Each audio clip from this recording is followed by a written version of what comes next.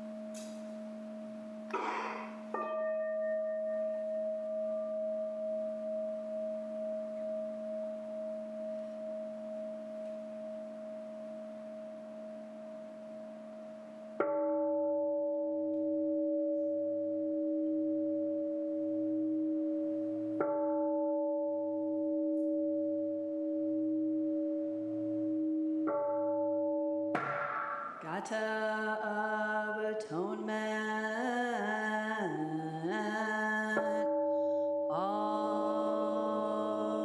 evil karma ever committed by me since of old, on account of my beginningless greed, anger, and ignorance, born of my body, mouth, and thought, now I atone for it all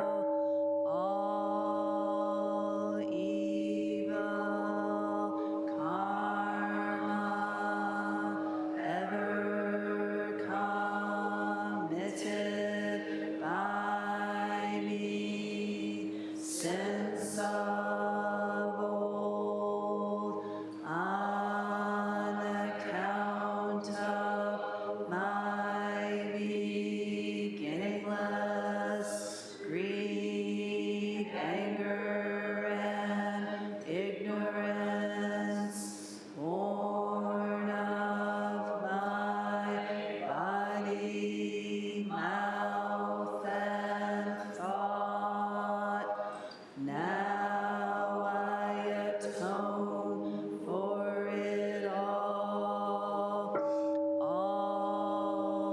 evil karma ever committed by me since of old, on account of my beginningless greed, anger, and ignorance, born of my body, mouth, and thought, now I atone for it all.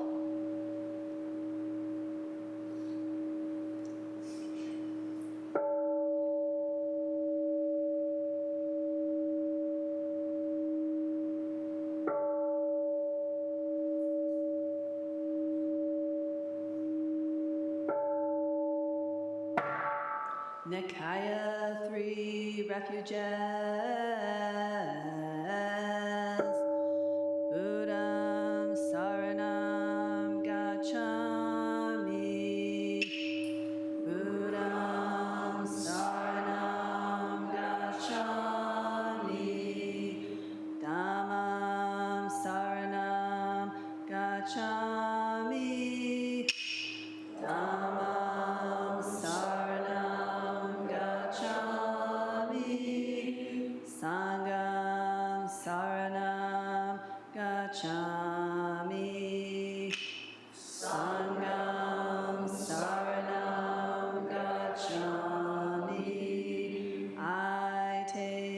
refuge in Buddha.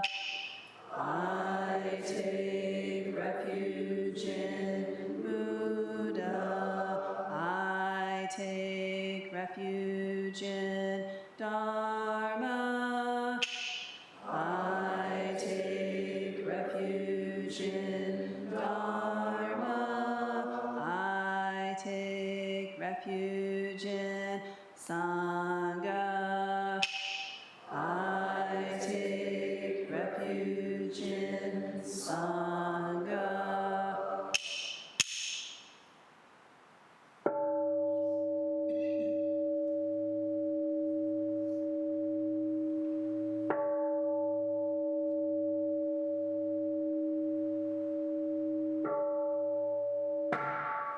The 5 remembrances. I am of the nature to grow old. There is no way to escape growing old. I am of the nature to have ill health. There is no way to escape having ill health. I am of the nature to die. There is no way to escape death. All that is dear to me and everyone I love are of the nature of change. There is no way to escape being separated from them. My deeds are my closest companions. I am the beneficiary of my deeds. My deeds are the ground on which I stand. I am of the nature to grow old. There is no way to escape growing old. I am of the nature to have ill health. There is no way to escape having ill health. I am of the nature to die. There is no way to escape death. All that is dear to me and everyone I love are of the nature of change. There is no way to escape being separated from them. My deeds are my closest companions. I am the beneficiary of my deeds. My deeds are the ground on which I stand. I am of the nature to grow old. There is no way to escape growing old. I am of the nature to have ill health. There is no way to escape having ill health. I am of the nature to die. There is no way to escape death. All that is dear to me and everyone I love are of the nature of change. There is no way to escape being separated from them. My deeds are my closest companions. I am the beneficiary of my deeds. My deeds are the ground on which I stand. This precious human life, rarely encountered, is easily lost. Now that I have life and opportunity, may I practice the Dharma wholeheartedly.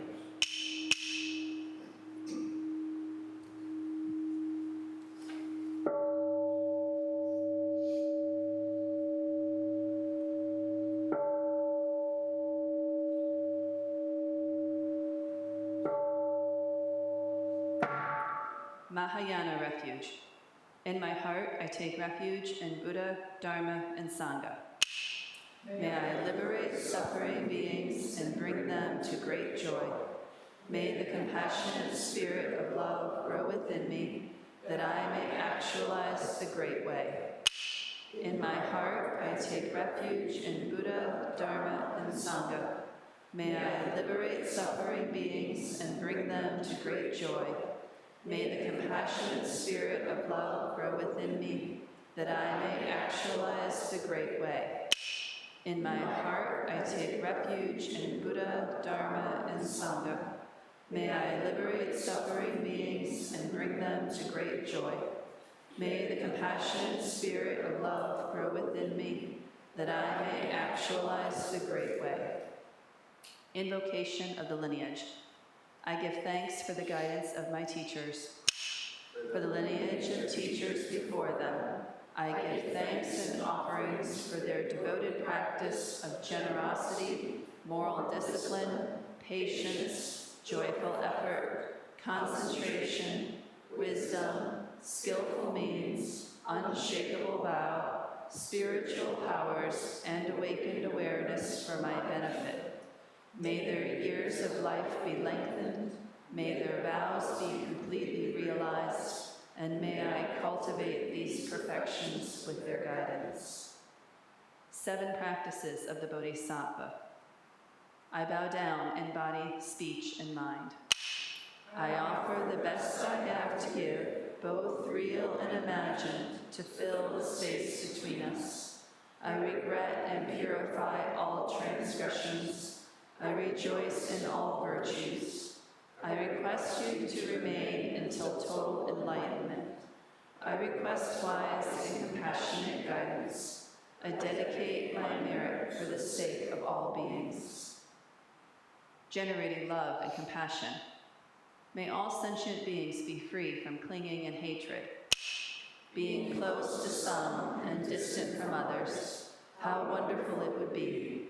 May this be accomplished. I will free them from clinging and hatred. Bless me to accomplish this.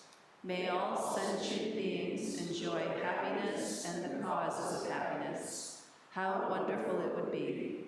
May this be accomplished. I will bring them happiness and the causes of happiness. Bless me to accomplish this. May all sentient beings be free from suffering and the causes of suffering. How wonderful it would be. May this be accomplished. I will free them from suffering and the causes of suffering. Bless me to accomplish this.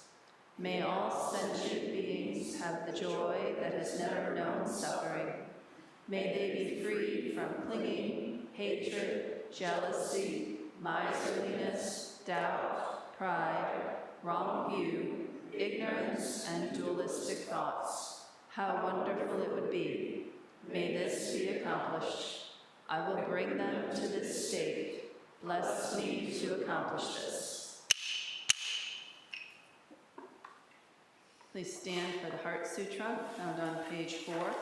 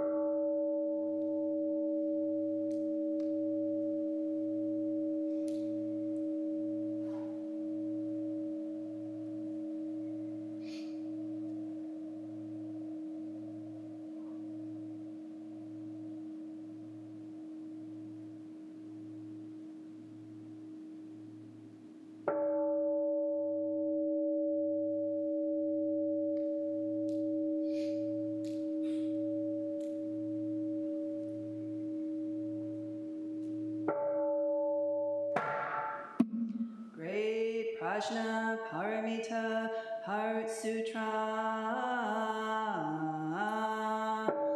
Avalokiteshvara Bodhisattva practicing deep Prajna Paramita clearly saw that all 5 skandhas are empty, transforming all suffering and distress. Shariputra, form is no other than emptiness. Emptiness, no other than form. Form is exactly emptiness. Emptiness, exactly form.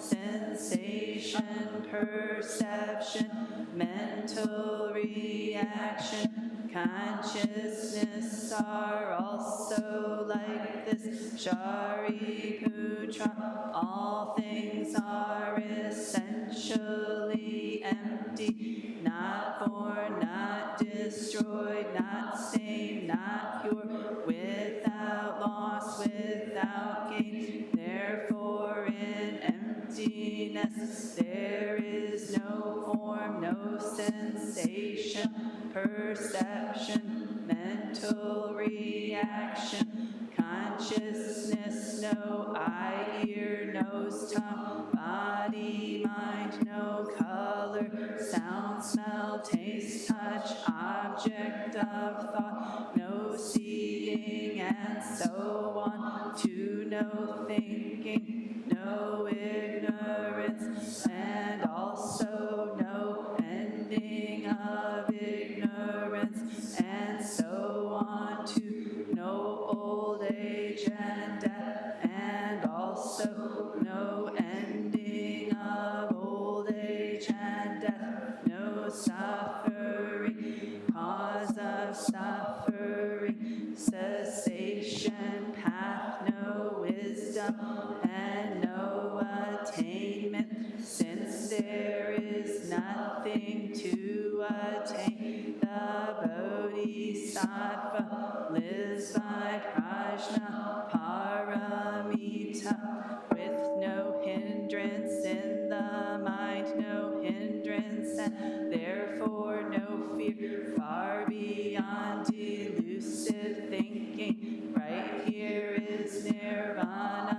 All Buddhas of past, present, and future live by prajna paramita, attaining anuttara samyak sambodhi. Therefore know that prajna paramita is the great sacred mantra, the great vivid mantra, unsurpassed mantra, the supreme mantra, which completely removes all suffering. This is truth, not mere formality. Therefore set forth the prajna paramita mantra. Set forth this mantra and proclaim Gate Gate Para Gate Parsam Gate Bodhisvaha Gate Gate Para Gate Parsam Gate Bodhisvaha Gate Gate Para Gate Parsam Gate Bodhisvaha. Infinite realms of light and dark convey the Buddha mind. All that is and we ourselves come forth in perfect harmony. We offer this sincere and devoted practice for the many beings of the 6 worlds, and dedicated and grateful thanks to the strength and sound practice of the Great Heartland Sangha and its teachers. May our virtuous actions be clear from all interferences, and may our vows be fully realized. We especially dedicate these merits to all those who suffer as a result of injustices, calamity, cruelty, and war, to Dwayne Jr., John Tarrant Roshi, the Hoblet family, Karina, Chrissy, Griffin, Chris, John, Charles, Stephen, Reverend Eugen, Laverne, Roger, Soke, Karen, Evan, Darcy, Karen, may they have peace and healing, and to Sue at the time of her death, to those we hold in the silence of our hearts, as well as those names we now voice aloud.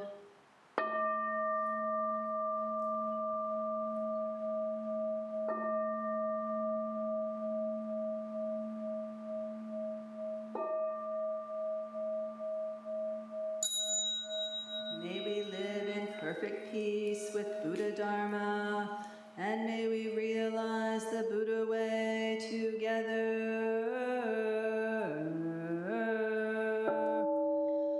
All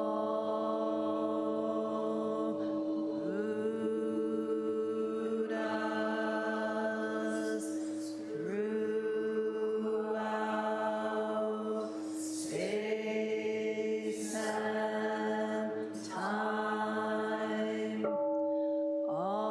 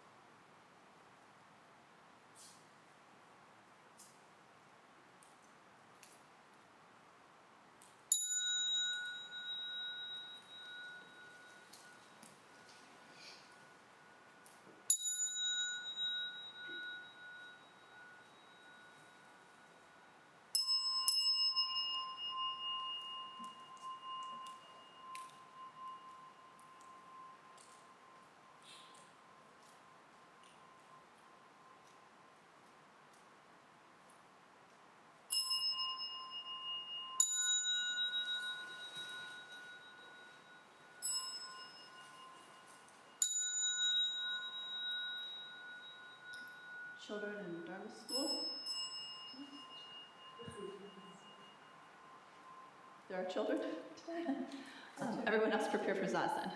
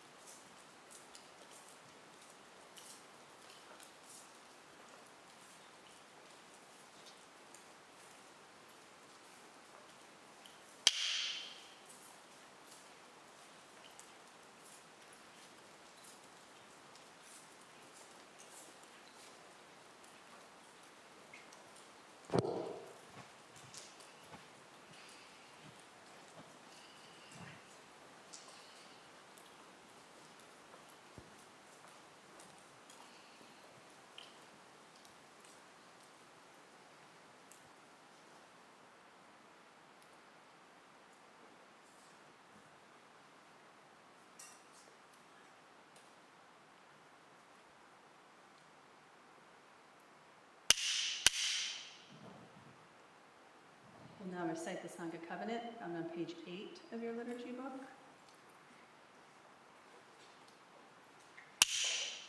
We, the Daishin Kokuju Sangha, with respect for the worth and dignity of each person, with wonder at the wisdom and compassion we seek to cultivate by practice, and with deep gratitude for the teachers of this lineage and our connection to one another, covenant to support each other by upholding the precepts of doing no harm, practicing good, and actualizing good for others.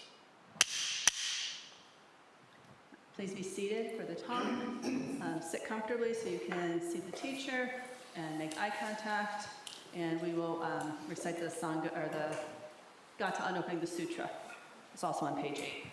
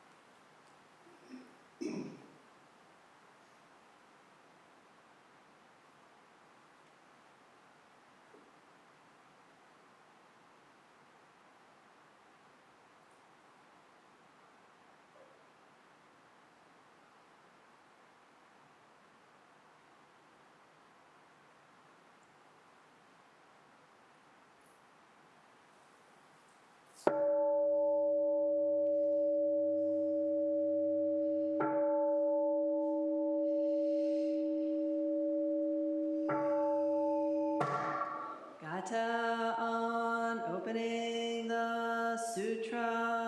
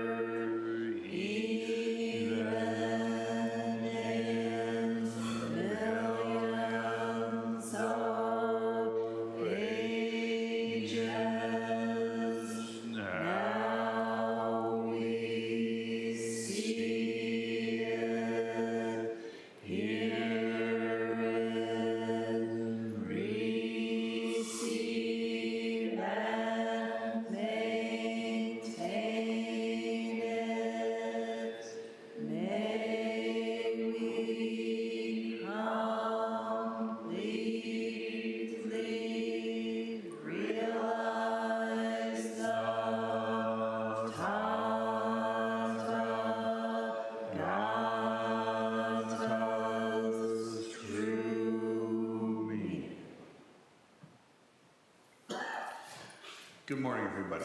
Thank you for being here. So I had an entire way I thought the talk was going to go today, and the sutra said, no, that's not what you're doing. Instead, behold, and so a whole different talk has emerged, and so I apologize for my absence during the sutra service, but that's what was going on. Maybe a point of interest for some, this kind of thing is not containable. At least that's my experience. There's much about Zen that looks very, orderly and organized and systematized, and of necessity it is so. But the heart of thing, man, it's a wild trip, right? Wow. So let's listen together to what the sutra has to say to us. I hope you find it as compelling as do I. We're rounding the bend here on the chapter called Tathagata, which is the penultimate chapter to the final, which is Nirvana. So we're coming to the conclusion of the sutra. And it goes this way. Then said Mahamati, "Pray, tell us, Blessed One, more about the Dharmakaya." Tell us more about the Dharmakaya, the body of the Buddha known as the Dharmakaya. The Blessed One replied, "We have been speaking of it in terms of Buddhahood. We've been speaking of the Dharmakaya in terms of Buddhahood. But as it is inscrutable and beyond predicate, we may just as well speak of it as the truth body or of the truth principle of ultimate reality. This ultimate principle of reality," the Buddha goes on, "may be considered as it is manifested in 7 aspects." All right, so let's unpack that much so far. In the chapter prior to this, the Buddha was elucidating the Sambhogakaya, Nirmanakaya, and Dharmakaya, these 3 different aspects. And then here, the querent, Mahamati, our helper in the path of this sutra, asks for our benefit, can you say, hey, how about can you say a little more about that Dharmakaya one? Anything else there? Of course, Mahamati knows full well, but he's asking for your benefit and mine, so he does his job well. May we all. And the Buddha says, yes, thank you for asking, actually. I've been speaking of it in terms of Buddhahood. Buddhahood, body of the Buddha. But as it is inscrutable, not knowing, beginner's mind, okay? As it is uncontainable, we can speak of it as the body of truth, or the truth principle of ultimate reality. And this ultimate principle of true reality manifests in 7 different aspects. Oh, cool. Click on Dharmakaya and there's 7 cool chambers. Glad you asked, Mahamati. So, first thing to say about these 7 aspects, it's very important, I feel, that you do not approach them as a tier. Like first is kind of, kind of lame, and second is kind of getting there, and third, you're starting to get some traction, and then finally, you get to 7 and you win. Ding, ding, ding, ding, ding, ding, ding. It's not like that. It can seem like that. But it's very important before we start looking at these 7 interior chambers or these 7 different manifestations, these 7 realms, they're really not as hierarchical as you might think, as it might seem on first blush. In a sense, they are, but in the deeper sense, get over that as quickly as you can. So, first, Asita Gokara. It is the world of spiritual experience and the abode of the Tathagatas on their outgoing mission of emancipation. It is the noble wisdom manifested as the principle of irradiancy and individuation. I can just move on? So it's all clear? Okay. So, this body of the Buddha, this truth principle, the noble truth of reality itself manifests as the world of spiritual experience, one of the ways. Now, this world of spiritual experience, kind of a tantalizing title, right?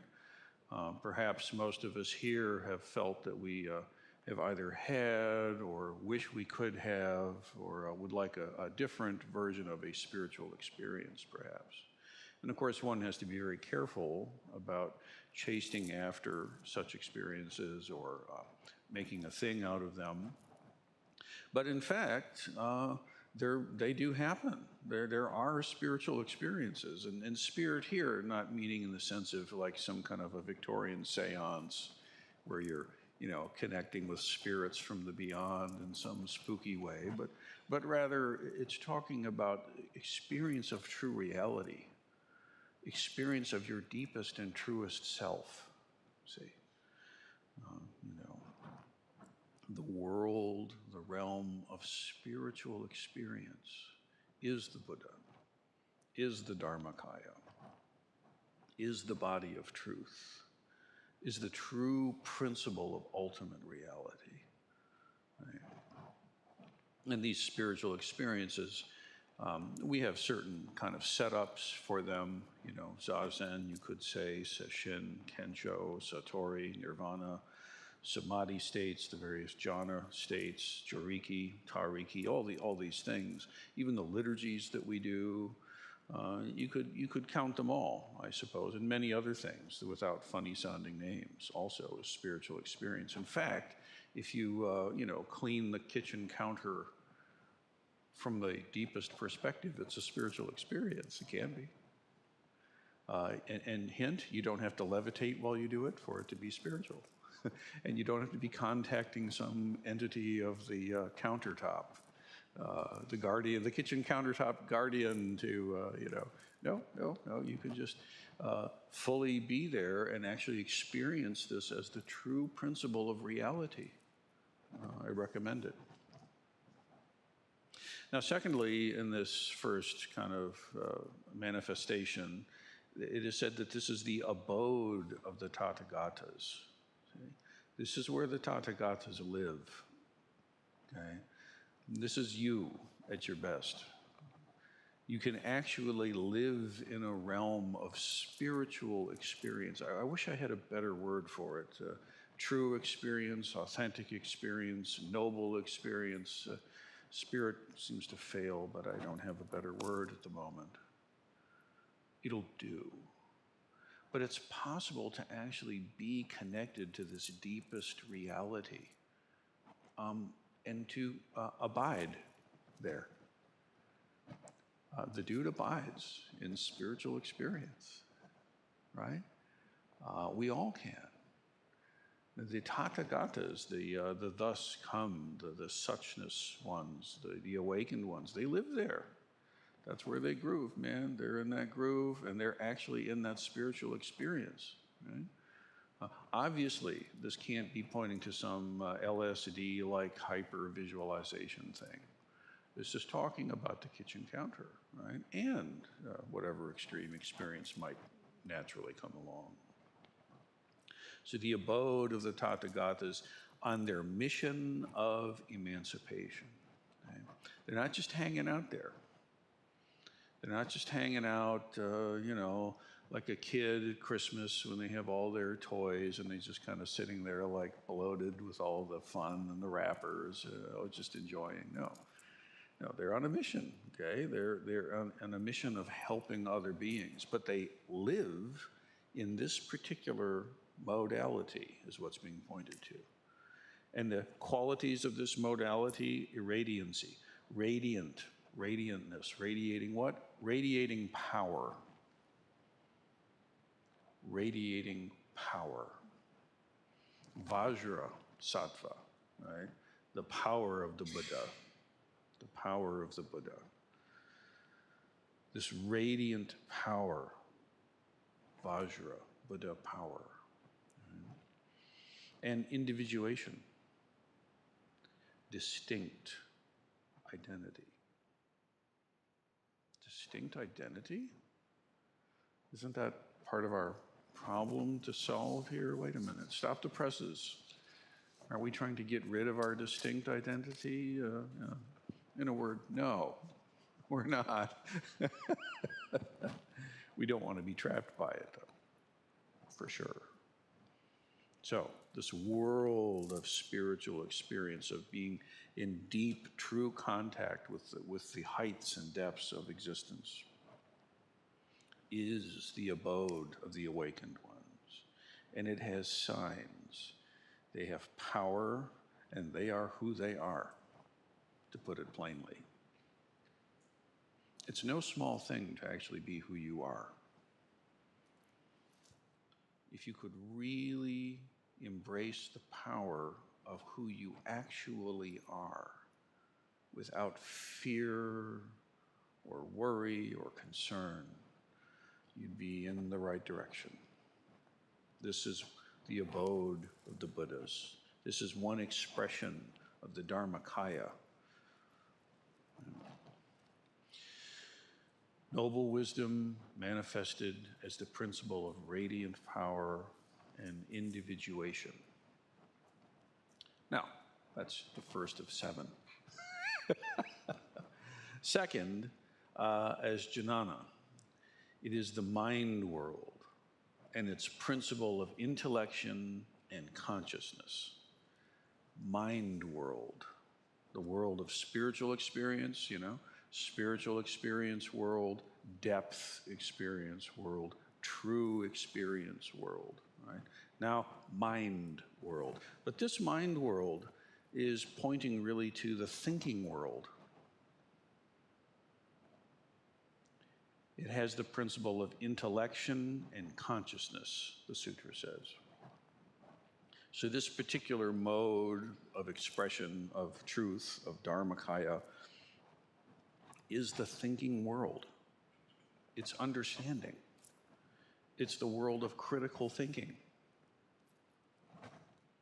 reflection, analysis, philosophical inquiry, being able to think straight and clear.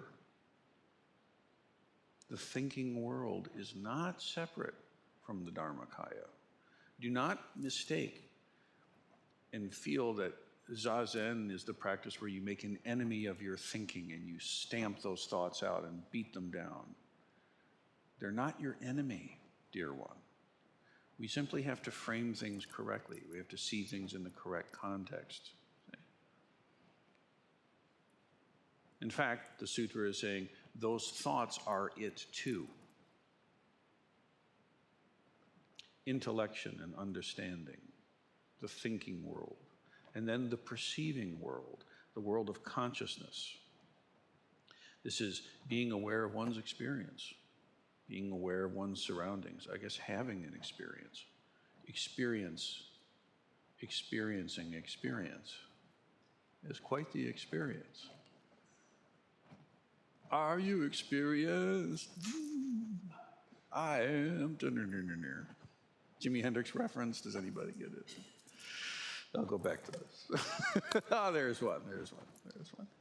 So experience, right? It's an interesting question. What does it mean to have experience? What is it like to be you? Thinking is it. Experience is also it. Experience itself is the ultimate principle of reality. Experiencing, perceiving is Buddhahood.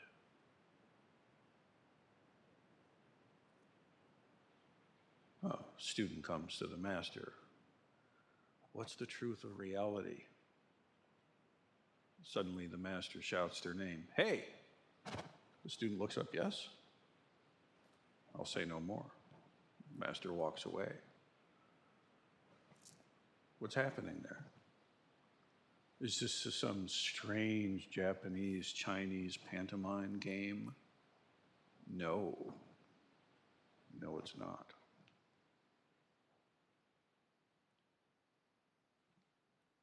Third, as drishti, it is the realm, get ready here, it is the realm of dualism, which is the physical world of birth and death, wherein are manifested all the differentiations of thinker, thinking, and that which is thought about, and wherein are manifested the principles of sensation, perception, discrimination, desire, attachment, and suffering.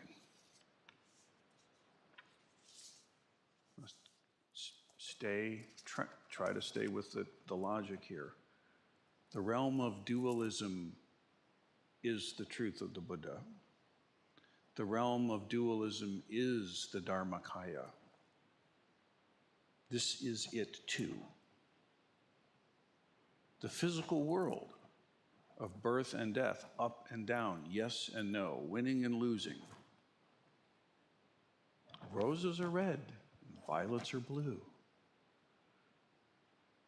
Oneness is it, but so is two.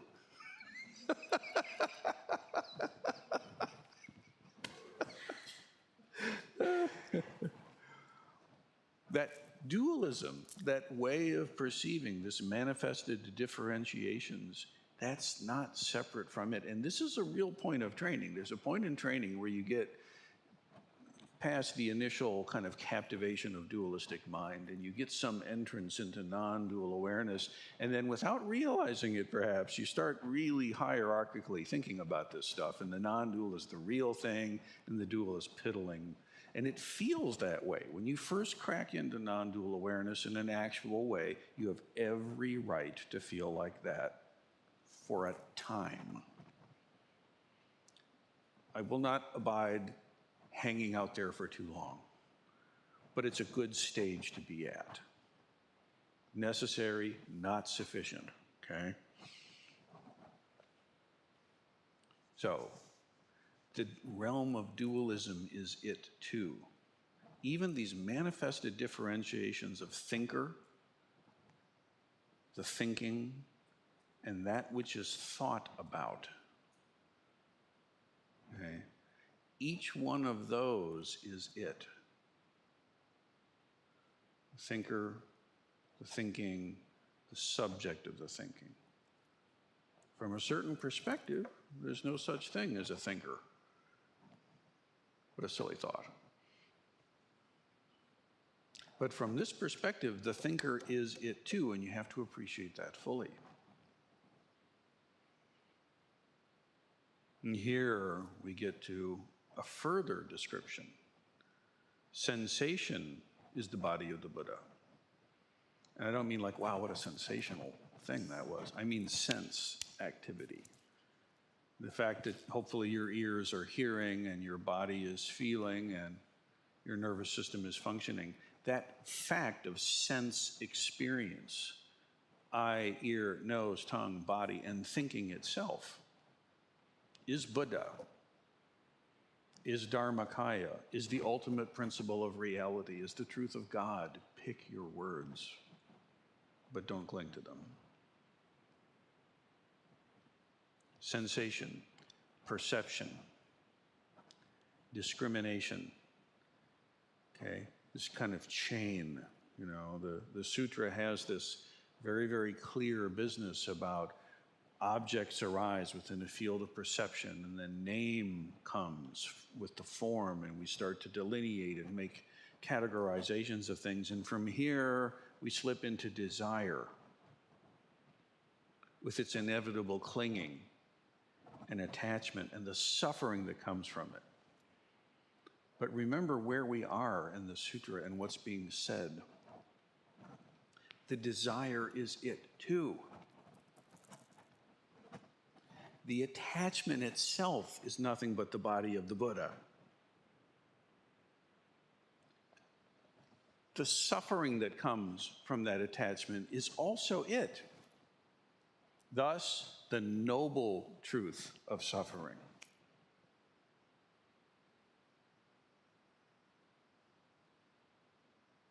I hope we can all really see this, because the only way to be really free is to realize your freedom as things are.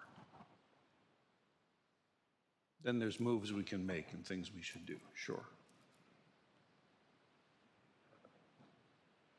So the Dharmakaya is suffering.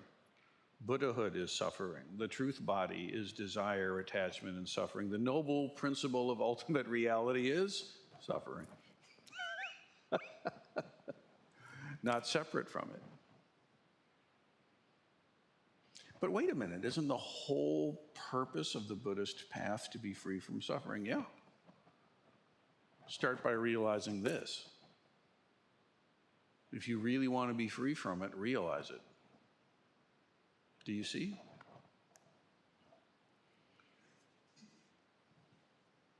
Thus, the noble truth of suffering.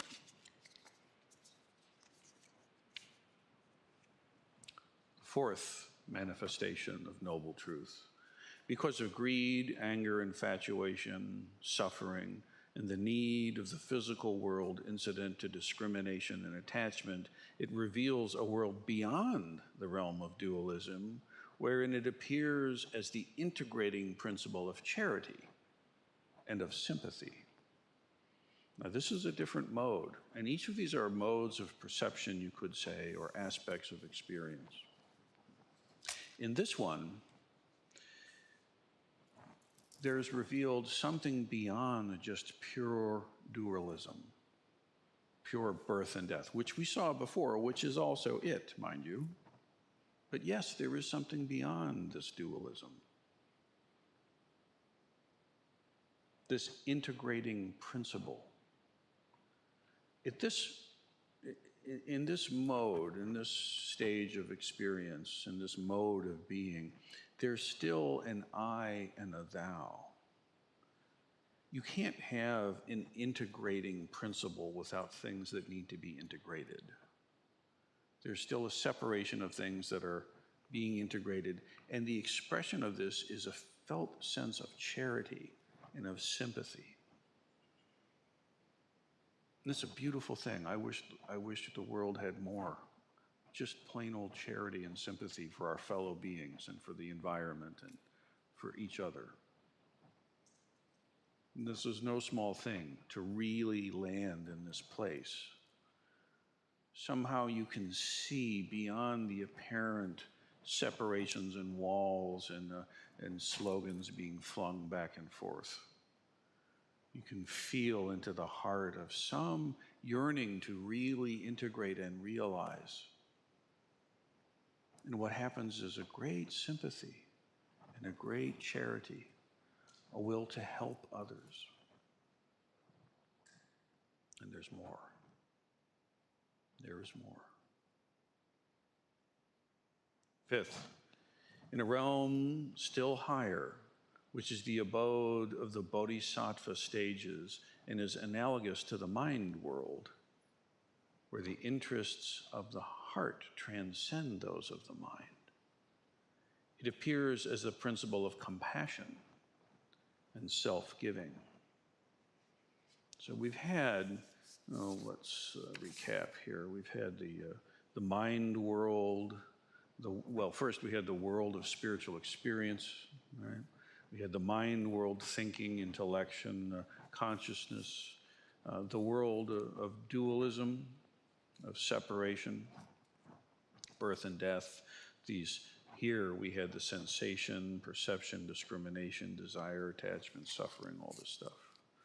Then we got to the world beyond dualism, of integrating. And here we go to the heart world, the sutra tells us. The abode of the bodhisattva stages, the world of the heart. Here, the interests of the heart transcend those of intellect. And what arises now is compassion. This is not mere charity. And I don't mean to disparage charity. I wish there was more of it. But it's not just charity. It's not just sympathy or their prerequisites of empathy. Now you have compassion. Compassion, true compassion. And there are levels of compassion. Please don't mistake that compassion is an emotion in the moment. True compassion is not contained by simply a charitable impulse or a feeling. It's a way of realizing yourself and other is not separate and extending help, ultimately to yourself, which is no self. Thus, the self-giving. So this compassion is the Dharmakaya. This compassion is the noble truth of reality. This self-giving in this realm of the heart is none other than the total truth of the Buddha Dharma. All of these things are. Sixth, in the spiritual realm, where the bodhisattva attains Buddhahood, and there's a distinction in the tradition between an arhat and a bodhisattva and a Buddha. The arhat is one who practices for their, kind of get your base together, right? The bodhisattva is one that has an orientation of compassion and helping others. The Buddha is one who's realized the ultimate non-separation of these things, of self and other, the actual reality of noble truth itself. So sixth is saying that in this realm is where the bodhisattvas attain Buddhahood. And yes, it happens. It does happen. Buddhahood happens. If shit happens, Buddhahood happens too. Don't forget that. Yeah. Where bodhisattvas attain Buddhahood, it appears as the principle of perfect love. Love, baby. It's all about love.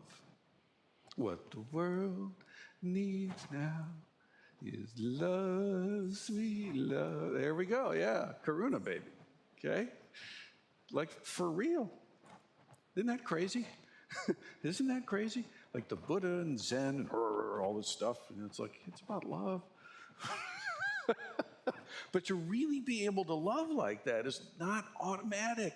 You have to earn it, honey. You have to earn that ability to really love. You won't just fall out of bed and have it. Don't mistake impulse and mood and emotion for karuna. There's nothing wrong with impulses and moods and emotion. Believe me, I have many, ask my family. No, sometimes they can be wrong, I'm sorry. But don't mistake those for karuna. And this is what we're after here, folks. This is what you really are. You don't have to chase true love down. You simply have to relax and realize it. The very functioning of your DNA in your genome is nothing other than perfect love expressed. Here, the last clinging to an ego self is abandoned. And the bodhisattva enters into the self-realization of noble wisdom, which is the bliss of the Tathagata's perfect enjoyment of their inmost nature. Finally, abandoning this clinging to this false idea of a separate self as exclusively who you are, we enter into the realization of true noble wisdom. And what do we get? The bliss. We get its bliss. Yes, it is. It's not like blissed out like you're in some kind of like baked fog or something like that. But it's true and perfect enjoyment of your true nature. This is why it's really important to know how to enjoy your practice. It's like one of the first things. Enjoy your practice. How do I know if my Zen is really working? Are you enjoying your day? Can you enjoy, well, how can you enjoy your day? There's war everywhere. There's financial wars, trade wars, on and on and on. And look, I know. I feel the pins in my skin too. I get it. Still though, you have sovereignty. You have noble dignity that is beyond the reach of any circumstance in which you can totally rely and trust regardless of what happens. And I'm not trying to say that everything always feels good. I know damn well it doesn't. But this ability, this capacity to truly enjoy your true nature,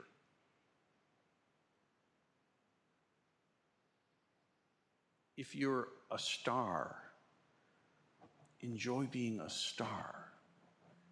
If you're a comet, enjoy being a comet. If you're a moon, enjoy being a moon. If you're a black hole, well, now that you can't like. But no, Enjoy being a black hole. If you're a planet, enjoy being a planet. If you're a frog, enjoy frogness. If you're a cloud, enjoy cloudness. If you're a human, well, now, shame. No. Enjoy.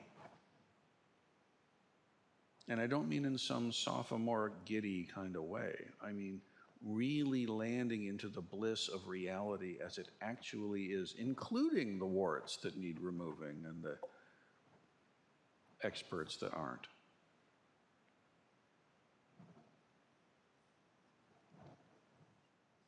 Finally, the seventh.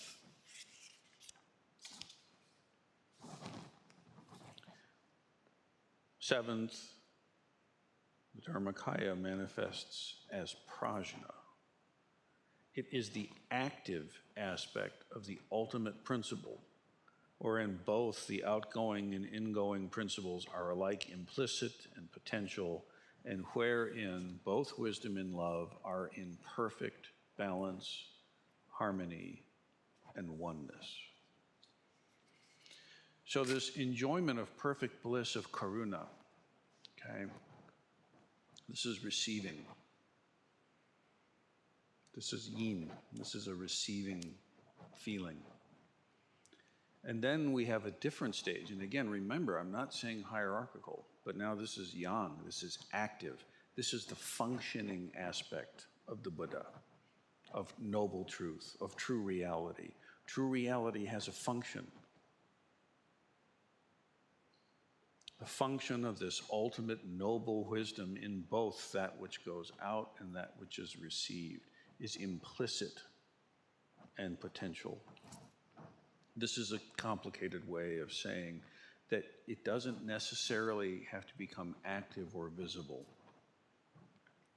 This functioning is contained within prajna, like seeds are contained within the soil. It's inherent, even if it's currently not manifesting. So when you sit there in Zazen, the entire functioning of the cosmos is inherent. All of the outgoing and in returning, it's all there. It's implicit. It's included by its very nature. Now the function will only arise as the appropriate causes and conditions manifest. That's how it works, okay? If the appropriate causes and conditions of time, position, place, and degree do not arise, then that potentiality will not manifest. But the Buddha function will manifest appropriately and perfectly, regardless of the situation. This means you.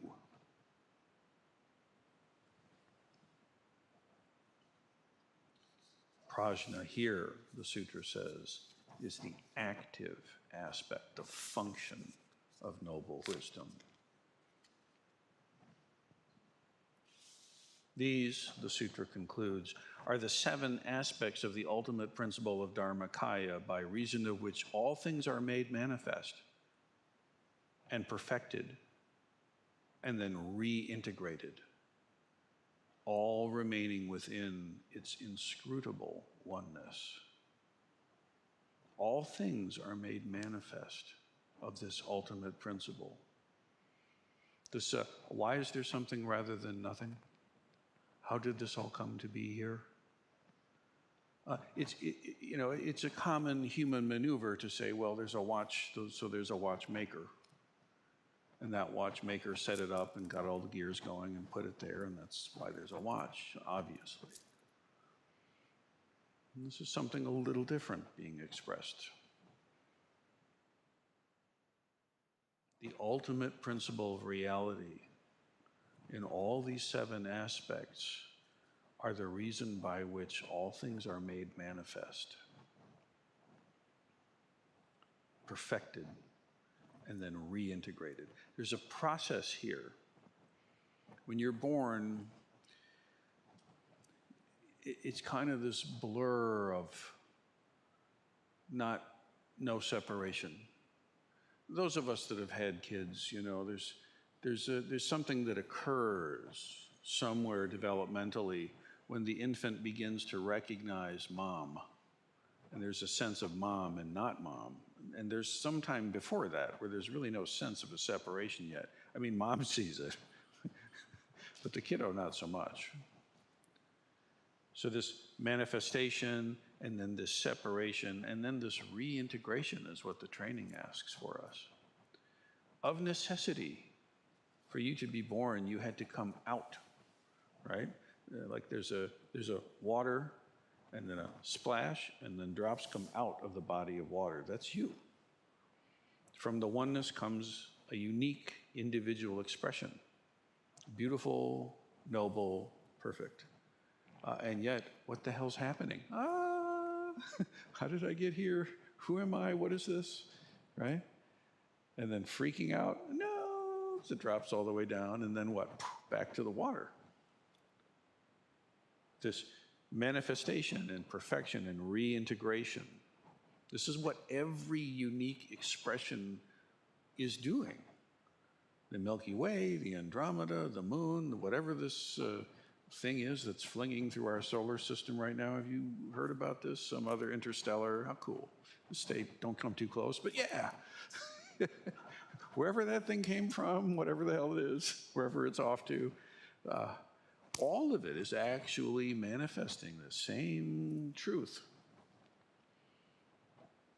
All these water droplets, all the same water, all in specific place and position and time. Can you be in a specific place, position, and time, body, circumstance, and see past that? Can the droplet realize its oceanness in the midst of its travel? Thus, manifestation, perfection, reintegration, all the while remaining within the unknowable oneness. Why unknowable?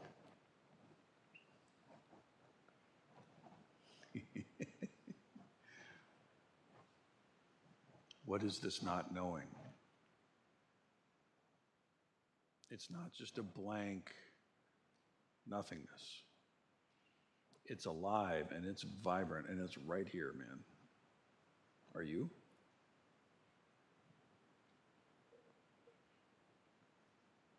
In this unknowable oneness itself, there are no signs of individuation, beginning, succession, or of ending.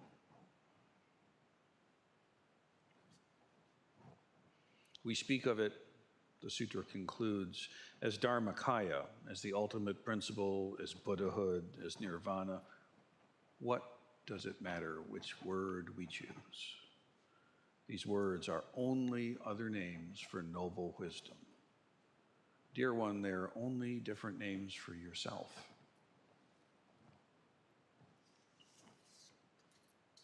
To conclude, I bring up Master Dogen. From the awesome presence of active Buddhas in the Shobogenzo. Thoroughly practicing, thoroughly clarifying, it is not forced. It is just like recognizing the shadow of deluded thought and turning the light around to shine within. The clarity of clarity beyond clarity prevails in the activity, the functioning of the Buddhas. It's not just hanging out in some kind of a trance state somewhere. It's not just bypassing your life with an esoteric practice. Rather, this is totally surrendering to practice. I would say totally surrendering to and merging with reality. To understand the meaning of totally surrendering, you should thoroughly investigate mind. In the steadfastness of thorough investigation of mind, all phenomenon are the unadorned clarity of mind itself. What is the water of which we are all expressions? Mind. What is that mind? Well, that's something you have to realize for yourself. Please do.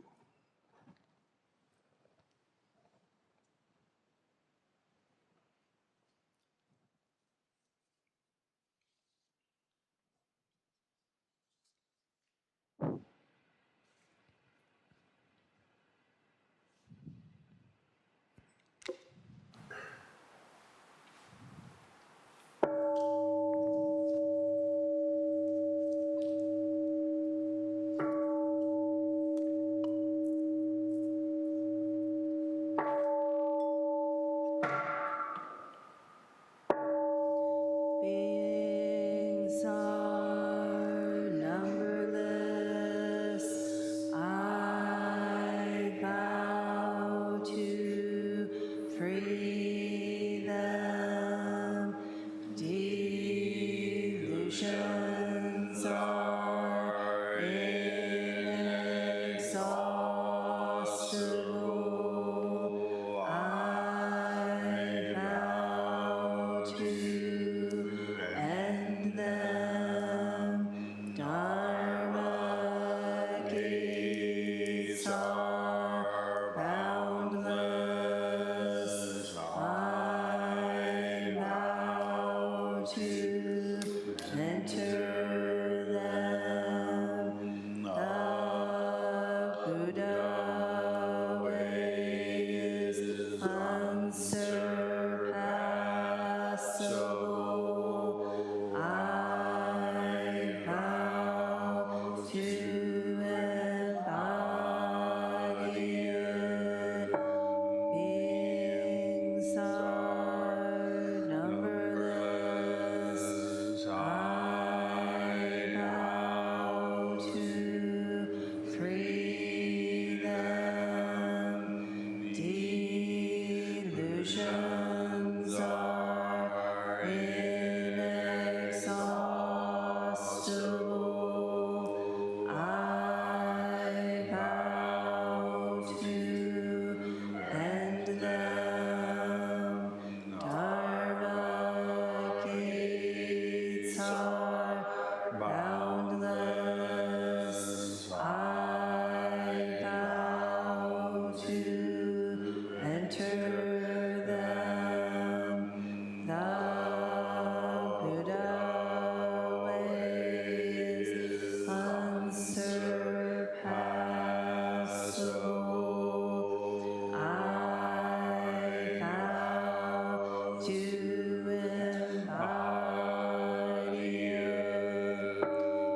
Beings are numberless. I vow to free them. Delusions are inexhaustible. I vow to end them. Dharma gates are boundless. I vow to enter them.